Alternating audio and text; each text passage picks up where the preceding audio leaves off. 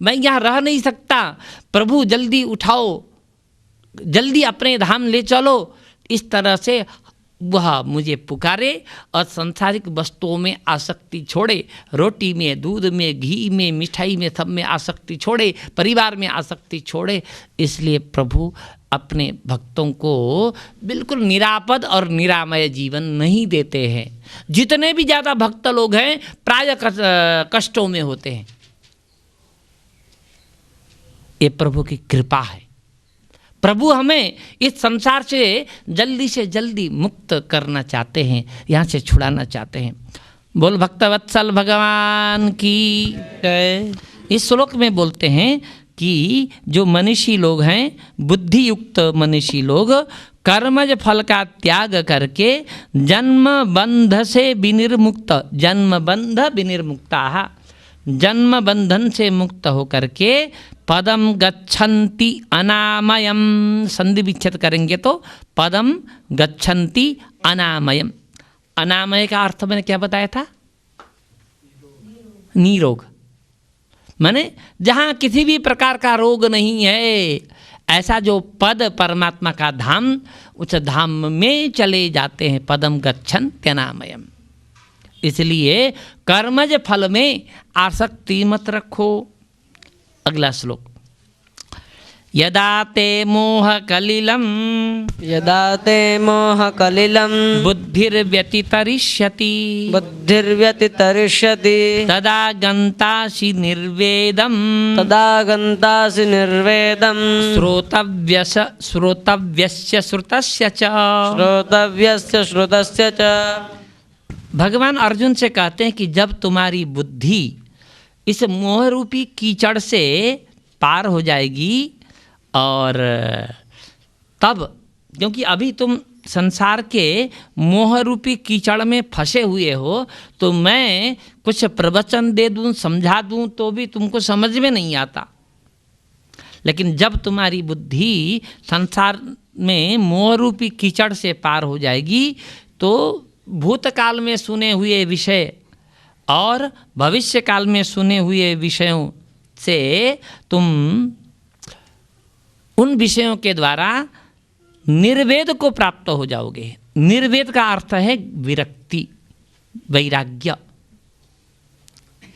ठीक है?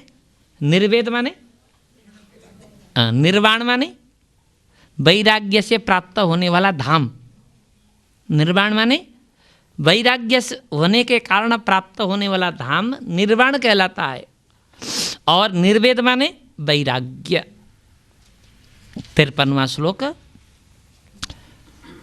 श्रुति विप्रतिपन्ना ते, प्रतिपन्नाते यदा स्थास्यति निश्चला, यदा स्थास्यति निश्चला, समाधावचला बुद्धिः, समाधावचला बुद्धिः, तदा योगम अवाप्स्यसि, तदा योगमवाप्स्यसि।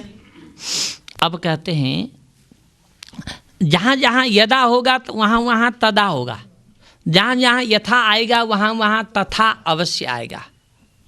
यहाँ पर यदा आया पहले, तो अगली लाइन में तदा शब्द है। यदा माने जब तुम्हारी बुद्धि श्रुति विप्रन्ना, श्रुति माने श्रवण करना, श्रुति माने वेद, श्रुति माने श्रवण करना, विप्रतिपन्न माने ज्ञान होना। श्रवण करके तुम्हारी बुद्धि पूर्णतया ज्ञानमयी हो जाएगी, निर्मल ज्ञान वाली हो जाएगी। तब निश्चला स्थास्यति, फिर बुद्धि निश्चल हो जाएगी। बुद्धि का निश्चल होना माने विषयों में बुद्धि का न भागना। बुद्धि और इंद्रियों का, बुद्धि का मन के साथ संयोग होता है और मन का इंद्रियों के साथ संयोग होता है, और इंद्रिय विषयों के पास चला जाता है। मन का इंद्रियों के साथ संयोग न रहे तो विषयों में बुद्धि नहीं जाएगी। हमारा मन रसगुल्ला खाने का नहीं, रसगुल्ला खाने को मन नहीं कर रहा है तो जीभ नहीं जाएगा रसगुल्ला खाने, पानी नहीं जाएगा जीभ में। देखने पर भी नहीं दिखेगा, सुनने पर भी नहीं सुनाई पड़ेगा। मन चाहता है, चाहने का काम मन करता है और इंद्रियों को आदेश देता है और इंद्रिय उन विषयों में चले जाते हैं, उनका चिंतन हो जाता है। हमने 5 विषय बताए थे, कौन कौन से? हमें केवल कथा नहीं सुननी है, तैयारी करनी है। आप प्रत्येक व्यक्ति गीता के प्रवक्ता बने, आप और लोगों को गीता पढ़ा सकें, और लोगों को न पढ़ाएं तो कम से कम अपने बच्चों को पढ़ा सकें। हाँ, एक एक श्लोक प्रतिदिन रटा सकें, उसका अर्थ समझा सकें, है ना। जहाँ संदेह हो तो कथा विश्राम के बाद आप हमें पूछें कि यहाँ हमें संदेह है। हाँ, 5 हमने विषय बताए थे। मात्रा स्पर्शा का की व्याख्या करते समय हमने 5 विषय बताए थे। क्या क्या? शब्द जो कानों से सुना जाता है, स्पर्श जो त्वचा से ग्रहण होता है, रूप जो नेत्रों के द्वारा गृहीत होता है, गंध नासिका से ग्रहण होता है और रस जिह्वा के द्वारा गृहीत होता है। शब्द स्पर्श रूप रस गंध, ये 5 क्या है? ये 5 क्या है? विषय हैं। और विषय को ग्रहण करने वाला विषय ही होता है। विषय को ग्रहण करने वाला विषय, ठीक है ना। देह में रहने वाले को क्या बोलते हैं? देही। शरीर में रहने वाले को शरीरी। देही माने क्या? आत्मा। शरीरी माने क्या? आत्मा। विषयी माने क्या? विषयों को ग्रहण करने वाला। यही 5 विषय हैं। कौन कौन? फिर बोलें। बच्चे जल्दी बोल रहे हैं। शब्द स्पर्श रूप रस गंध, ठीक है ना। आप इन बच्चों से पूरी गीता सुन सकते हैं। पुस्तक बंद करके ये पाठ करते जाएंगे श्लोक श्लोक। हाँ, तो शब्द स्पर्श रूप रस गंध ये विषय हैं। और इन विषयों से आसक्ति को हटाना, अर्थात इन विषयों के प्रति हमारी बुद्धि चलायमान न हो, केवल एक विषय पर, केवल आत्मचिंतन में, आत्मचिंता नहीं, केवल आत्मचिंतन में ही ये बुद्धि लगे, उसी को कहते हैं बुद्धि का निश्चल हो जाना। ठीक है। यदा स्थास्यति निश्चला, तब समाधि में तुम्हारी बुद्धि अचल हो जाएगी। समाधि में तुम्हारी बुद्धि अचल हो जाएगी। समाधि माने क्या? हम लोग समाधि माने मरने के बाद कहीं उसमें जमीन में गाड़ दिया तो हम उनको समाधि बोलते हैं, लेकिन यहाँ समाधि का दूसरा अर्थ है। समाधि माने बैठे बैठे सजीव अवस्था में परमात्मा से साक्षात संबंध हो जाना, बिल्कुल बाह्य जगत से शून्य होकर के रहना। बड़े कोलाहल पूर्ण वातावरण में रहते हुए भी उसकी समाधि लग जाती है और वह परमात्मा से ऐसा लिंक स्थापित कर लेता है कि फिर बाह्य जगत को में क्या हो रहा है कुछ भी उसे पता नहीं। तो बुद्धि फिर समाधि में रहने लायक हो जाएगी। तब कब? जब बुद्धि निश्चला होगी। बुद्धि निश्चला कब होगी? जब तुम बहुत सुनोगे। क्या सुनोगे? वेद, उपनिषद, गीता आदि ग्रंथों को सुनोगे। तो ये श्रीमद् भगवत गीता उपनिषद है, वेदांत है। क्यों है? कि उपनिषद का दोहन करके, बहुत विशाल विस्तृत उपनिषदों का दोहन करके सार रूप में भगवान ने हमें दिया है, इसलिए ये उपनिषद का सार है। तो इनके श्रुति माने श्रवण करने थे, निरंतर श्रवण करने से हमारी बुद्धि निश्चला होगी। निश्चला बुद्धि जो है समाधि में अचल हो जाएगी। उसके बाद तदा योगम अवाप्स्यसि। यहाँ पर योग शब्द का अर्थ कर्मयोग न हो करके आत्मदर्शन योग है। तब तुम योग को प्राप्त करोगे, ऐसा बोलते हैं।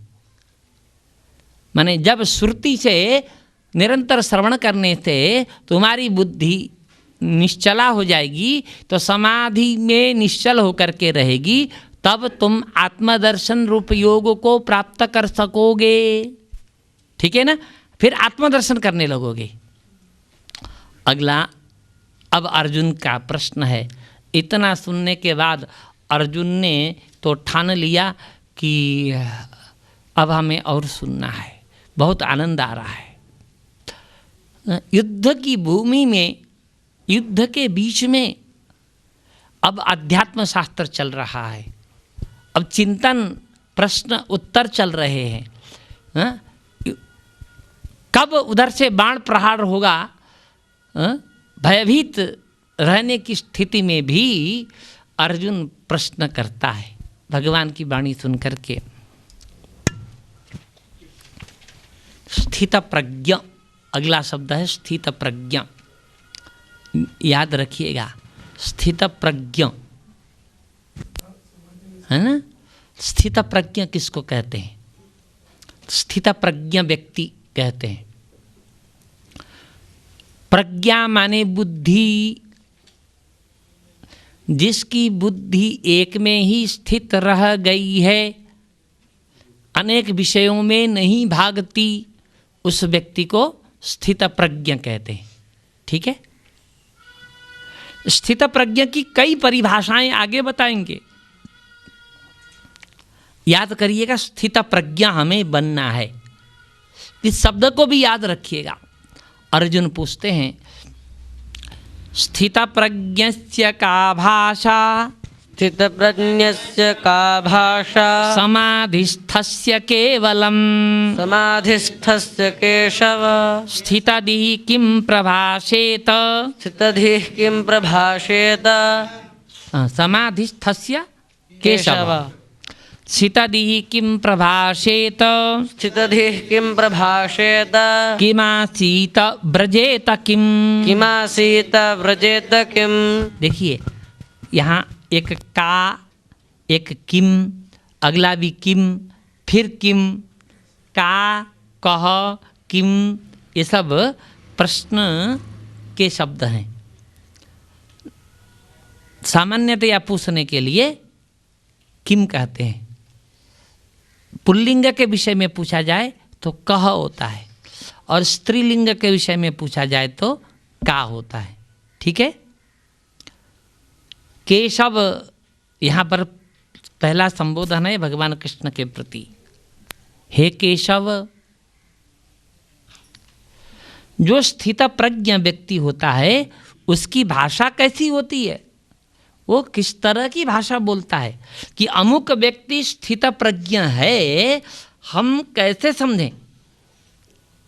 उसकी भाषा को सुनकर के हम उसको स्थित प्रज्ञ जानना चाहें तो वो किस तरह की भाषा बोलता है।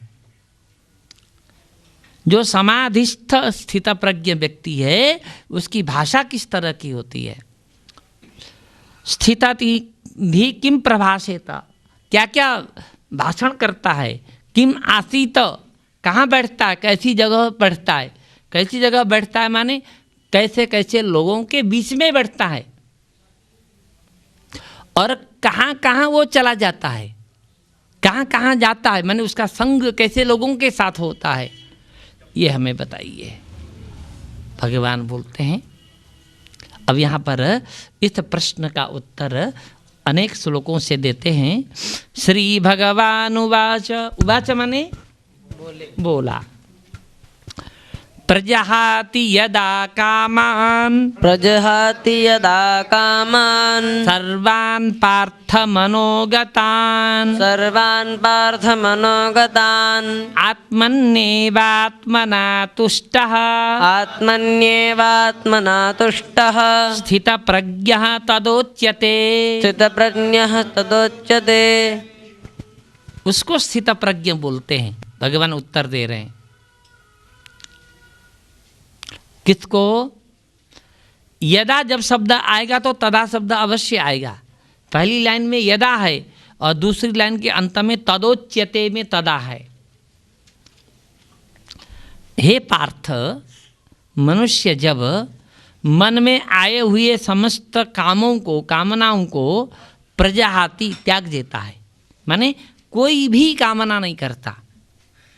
यहाँ पर ऑफिस नहीं जाना चाहिए, फैक्ट्री नहीं चलानी चाहिए, दुकान नहीं करना चाहिए, ऐसा नहीं है। वो तो हमें करना ही करना है। क्यों करना है? तब तो कामना हो गई। कहे कि नहीं, भगवान ने हमें शरीर दिया है, ये शरीर हमने बनाया। हाँ, यह शरीर हमने आप स्वयं बनाया क्या? माता पिता ने बनाया? माता पिता ने भी नहीं बनाया बच्चों का शरीर। माता पिता तो निमित्त बने हैं। किसने बनाया? बिना बनाए कोई वस्तु बनती ही नहीं है। बिना बनाए कोई वस्तु बनती ही नहीं है। तो यह शरीर हमने भी नहीं बनाया, हमारे माता पिता ने भी नहीं बनाया, हमारे बंधु बांधवों ने भी नहीं बनाया, तो किसी ने तो बनाया। और कैसा शरीर बनाया? विचार करें। देखने के लिए आँखें, इन आँखों के अंदर एक छोटा सा गोला है और उस गोले से हम पूरे संसार को देख सकते हैं, अलग अलग देख सकते हैं, अलग अलग पहचान सकते हैं। ये फलाने हैं, ये फलाने हैं, ये फलाने हैं, ये बच्चे हैं, ये वृद्ध हैं, पहचान सकते हैं। भला बुरा सब कुछ देख सकते हैं। इतने से गोलक में एक बूंद के बराबर कृष्ण चक्षु में इतनी शक्ति परमात्मा ने भर दी, हमने भरी? हमारे माता पिता ने रखा। यदि हमारे माता पिता ने रखा होता तो किसी का बच्चा अंधा नहीं होता और किसी का बच्चा काना नहीं होता। नहीं, या और किसी ने रखी। और नाक में एक ऐसी कोई जगह है नाक के अंदर कि सारा गंध तत्काल पता लगाता है। लगाता है ना? विचित्र है, ये कहाँ से पता लगता है इसको? और कुछ नहीं समझ जानता वो, शब्द को नहीं समझता, स्पर्श को नहीं समझता, रस को नहीं समझता, मीठा है कि कड़ुआ है यह नहीं जानता, लेकिन गंध को पकड़ लेता है। और कान न शब्द को न रूप को जानते हैं, न स्पर्श को जानते हैं, न रस को जानते हैं। किसको जानते हैं? केवल शब्द को जानते हैं। कहाँ से जानते हैं? किस यंत्र से, किस जगह से वो शब्दों को पकड़ते हैं, पता ही नहीं। इसी तरह जीभ में 1 इंच से भी कम जगह होती है जो सारा रस का पता कर लेता है। जीभ के किनारे किनारे भी रस का पता नहीं लगता। जीभ के नीचे भी यहाँ रखें कुछ तो रस का पता नहीं लगेगा, लेकिन वो बीच में ऐसी जगह है, वही मांस से बनी हुई, वही रक्त से बनी हुई कि उसमें इतना बड़ा ज्ञान है कि वह रस का पता लगा लेती है। उसके बाद खाने की ज़रूरत है, हमें शरीर के संचालन के लिए खाने की ज़रूरत है, तो मुंह से खाएंगे। और यदि रस न आता तो हम कुछ भी खा के संतुष्ट हो जाते। रस न आता तो कुछ भी खा करके संतुष्ट होते। शरीर में, पेट में जाना चाहिए, लेकिन जो खाते हैं उसका रस लेने के लिए जीभ को वहीं पर रख दिया। और खाने योग्य जो वस्तु है वो कुछ ठोस होती है, उसको चबाने की ज़रूरत है, तो दांत भी यहीं रख दिया। और ये दांत भी, आगे के दांत पहले टुकड़ा करने के लिए, वह टुकड़े हो जाने के बाद उसको महीन बनाने के लिए कुछ चपटे दांत चाहिए, तो उन दांतों को पीछे रख दिया और काटने वाले दांतों को आगे रख दिया। किसने किया? हमने किया, हमारे माता पिता ने किया, किसी डॉक्टर ने किया। विचार करें। और जो भी पदार्थ खाते हैं, सूखा हो, गीला हो, कैसा भी हो, तो जैसे सूखा पदार्थ खा रहे हैं तो उसको निगलने के लिए उसका तरल बनना आवश्यक है। तरल लिक्विड जैसा बन जाना आवश्यक है। हम पानी न भी पिएं, दूध न भी पिएं, लेकिन रोटी खाने के बाद वो थोड़ी सी लिक्विड से युक्त हो जाती है चबाते चबाते। वो कैसे बन जाती है? मुंह से ऊपर से नीचे से एक रस का श्रवण होता है, रस चूता है और खाए हुए पदार्थ को क्या कर देता है? तरल बना देता है, चिकना बना देता है। उसके बाद वो धीरे धीरे नीचे जाता है और नीचे जाने के बाद अंदर आमाशय है, वह आमाशय में एकत्रित होता है। वहाँ उसको बहुत देर तक चलाता है, वो घुमाता है, हिलोता है, मिलाता है। उसके बाद उसको पचाने की शक्ति इसके अंदर है। वही रोटी बाहर रख दें, सब्जी रोटी रख दें, तो एक दिन के बाद सब उसमें गंध आने लगेगा, सड़ जाएगा, दुर्गंध आने लगेगा। जो उसका तत्व है वह तत्व भी निकल जाएगा, लेकिन पेट के अंदर जाने के बाद जो अनाज का तत्व है वह कैलोरी, एक प्रकार का तत्व वह शरीर में प्रवेश करता है। वो अन्न तो नहीं जानता कि मुझे शरीर के अंदर प्रवेश करना है, लेकिन वो परमात्मा ने ऐसे यंत्र बना रखे हैं कि उस खाए हुए पदार्थ का जो तत्व है उसका शोषण करते हैं हमारे अंदर के यंत्र और धीरे धीरे खून बनाते हैं। और जब बेकार हो जाता है उसको बाहर निकाल देते हैं। क्या हमारे माता पिता ने बनाया, डॉक्टर ने बनाया, हमने खुद बनाया? इतना विचित्र शरीर है। ये हाथ 5 अंगुलियां हैं, बराबर नहीं है। ये 5 अंगुलियां बराबर होती तो विषम अंगुली क्यों है?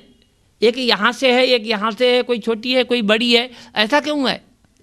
क्योंकि हाथ से बहुत काम करना है, पकड़ना है किसी वस्तु को। पकड़ने के लिए ये अंगुली यदि बराबर होती तो पकड़ नहीं बन पाती। परमात्मा ने सोचा ये भी इस तरह से चाहिए। हर प्राणी के लिए सोचा, इसके लिए ऐसा बनने से काम चलेगा। पशु के लिए ऐसा भी हो जाए तो काम चलेगा, क्योंकि पशु भोजन नहीं बनाता, पशु खेती नहीं करता, पशु कुछ और ज़्यादा काम नहीं करता, इसको तो चलना फिरना है और खाना है। तो हर प्राणी के लिए अलग अलग प्रकार के अंग प्रत्यंग बनाए।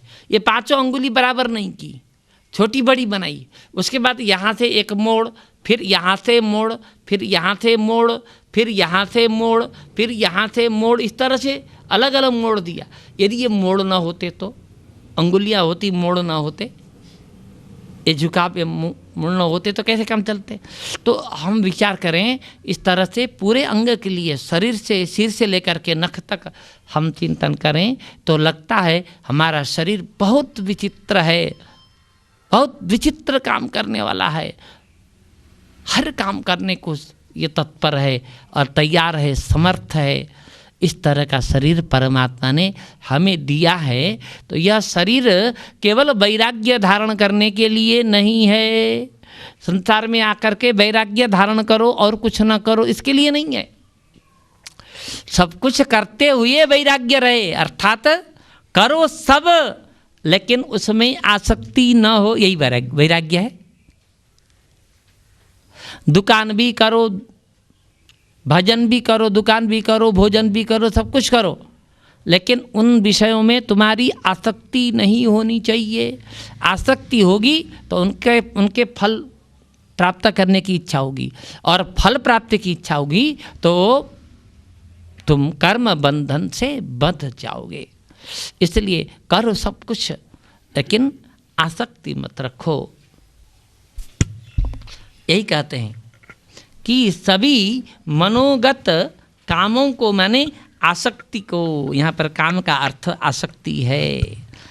मन में आने वाली समस्त आसक्तियों को जब मनुष्य समाधि में रह करके छोड़ देता है, आसक्ति का त्याग करता है, तब क्या करता है?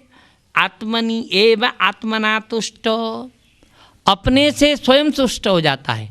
अर्थात आत्मचिंतन करते करते वह अपने में ही तुष्ट हो जाता है। संतुष्ट, तुष्ट माने संतुष्ट हो जाता है।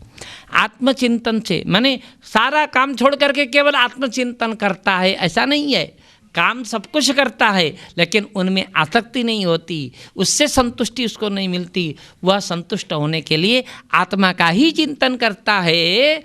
जब आत्मा का चिंतन करने लगे, अपने से ही खुद संतुष्ट होने लगे, अपने अंदर विद्यमान वस्तुओं के द्वारा ही चिंतन संतुष्ट होने लगे, तो स्थित प्रज्ञ तदोच्यते, उसी को स्थित प्रज्ञ कहते हैं।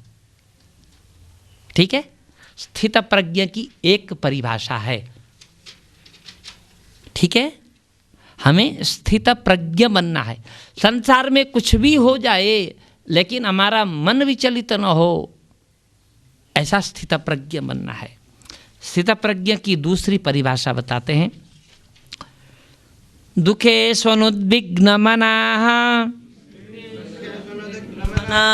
सुखेषु विगत स्पृहः सुखेषु विगत स्पृहः वीतराग भय क्रोधः वीतराग भय क्रोधः स्थितधीर मुनिरुच्यते।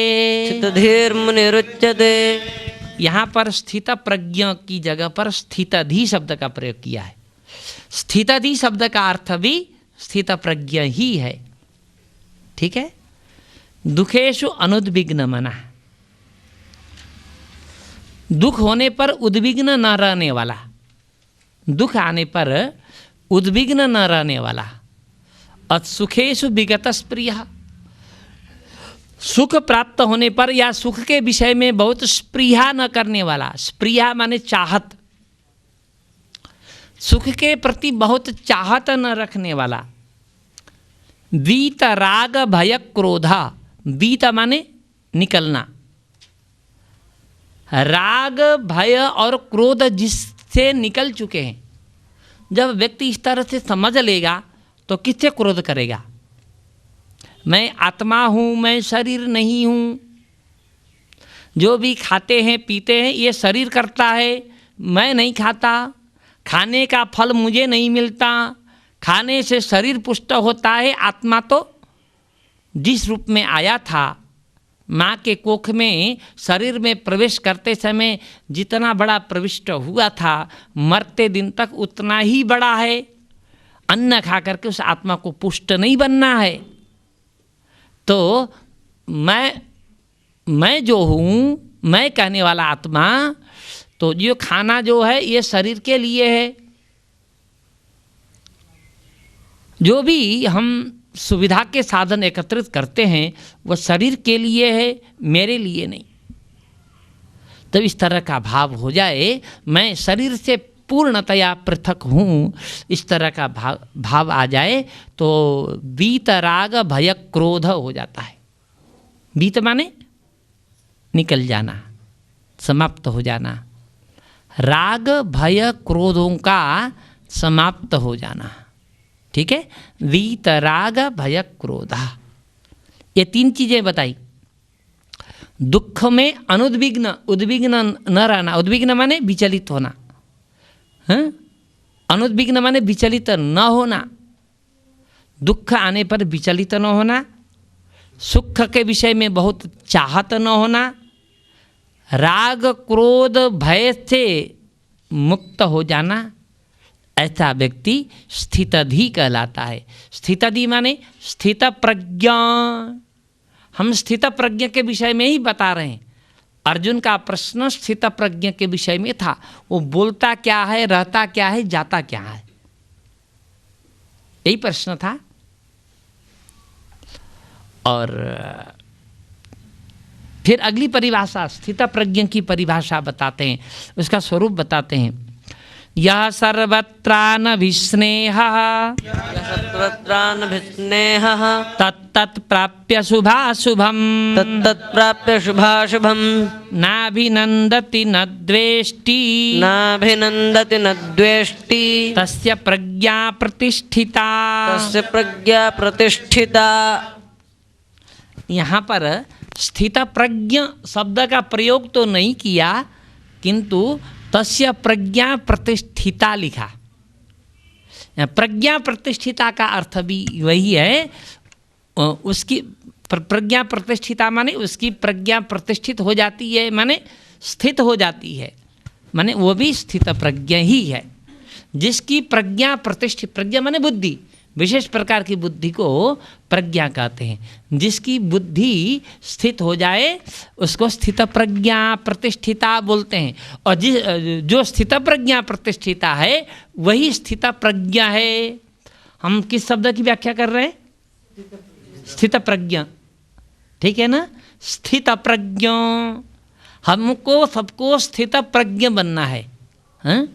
हम कितने परेशानी में रहते हैं, हर प्रकार की परेशानी में, है ना? हम स्थित प्रज्ञ बन जाए तो कोई भी परेशानी आए और जाए हमें कोई प्रभावित नहीं करेंगे, हम विचलित नहीं होंगे, है ना? विचलित न होना ही सुख है और विचलित हो जाना दुख है ना? स्थित प्रज्ञ बनना है और स्थित प्रज्ञ बनने की प्रक्रिया गीता में बताई गई है। 57वां श्लोक है, यह सर्वत्रानभिस्नेहः यः सर्वत्रानभिस्नेहः तत्तत्प्राप्य शुभाशुभम् तत्तत्प्राप्य शुभाशुभम् नाभिनन्दति न द्वेष्टि नाभिनन्दति न द्वेष्टि तस्य प्रज्ञा प्रतिष्ठिता। तस्य प्रज्ञा प्रतिष्ठिता। यह सर्वत्र अनभिस्नेह, अभिस्नेह माने चारों तरफ प्रेम ही प्रेम करना। यहाँ पर सामान्य प्रेम की बात नहीं, यहाँ वासना, कामना, हर वस्तु से प्रेम है, पुष्प से प्रेम है, बहुत प्रेम है। गुलाब के फूल के बिना हम रह नहीं सकते। आसक्ति है, यहाँ पर प्रेम का तात्पर्य आसक्ति, और अभिस्नेह का तात्पर्य है आसक्ति। अनभिस्नेह शब्द है यहाँ पर, अभिस्नेह का विपरीत, जो सर्वत्र अनासक्त है, ऐसा अर्थ करिए, जो हर वस्तु में आसक्त नहीं है। यहाँ आसक्ति का अर्थ उन वस्तुओं का यूज न करना ऐसा नहीं है, उन वस्तुओं का प्रयोग नहीं करना चाहिए ऐसा नहीं है। सब कुछ प्रयोग करो लेकिन उन वस्तुओं में आसक्ति मत रखो, ठीक है ना? गोभी की सब्जी न हो तो मैं रोटी खा ही नहीं सकता, आसक्ति है। कोई भी सब्जी हो हम खाएंगे, सब्जी होनी चाहिए, ठीक है ना? मक्खन के बिना हम खा ही नहीं सकते, नहीं, कुछ भी हो, रोटी के साथ खाने लायक कुछ भी हो हम खा सकते हैं, किसी भी वस्तु में आसक्ति नहीं। इसी तरह संसार के समस्त पदार्थों में आसक्ति न हो, करे सब कुछ, बड़े घरों में रहे, एसी वाले मकान में रहे, बड़ी लग्जरी गाड़ियों में चले, है ना, अच्छे अच्छे कपड़े धारण करे, लेकिन उन वस्तुओं में आसक्ति न रहे। तत्तत् प्राप्य शुभाशुभम, शुभ और अशुभ वस्तुओं को पाने के बाद भी उन वस्तुओं में आसक्ति न होना, और नाभिनंदति न द्वेष्टि, न अभिनंदति न द्वेष्टि, न उन वस्तुओं को पाकर के बहुत ज़्यादा खुशी मैंने फूले नहीं समाता, न उन वस्तुओं के प्रति द्वेष करता है, अर्थात न उनसे प्रसन्नता है न उनसे द्वेष है, न काहू से दोस्ती न काहू से बैर। हाँ, उपयोग सब वस्तुओं का करता है लेकिन उनमें आसक्त नहीं रहता, उसको उसकी बुद्धि समझो प्रतिष्ठित हो गई है, अर्थात वह स्थित प्रज्ञा बन गया है। 58वां श्लोक,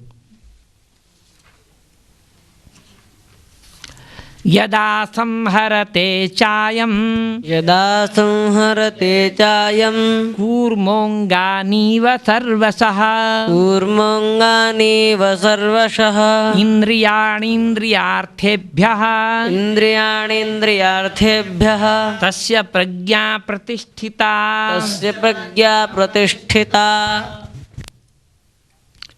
विपत्ति आने पर या कोई खतरा आने पर कछुआ, कछुआ को इंग्लिश में क्या बोलते हैं? कछुआ समझते हैं ना? कछुआ, उसके कितने पैर होते हैं? 4 होते हैं, 4 पैर होते हैं, चारों फैला के चलता है। जब उसको किसी खतरे का आभास हो जाता है तो चारों पैर अंदर ले लेता है, ऐसा ढक जाता है कि उसका जो वास्तविक शरीर है दिखाई ही नहीं पड़ता।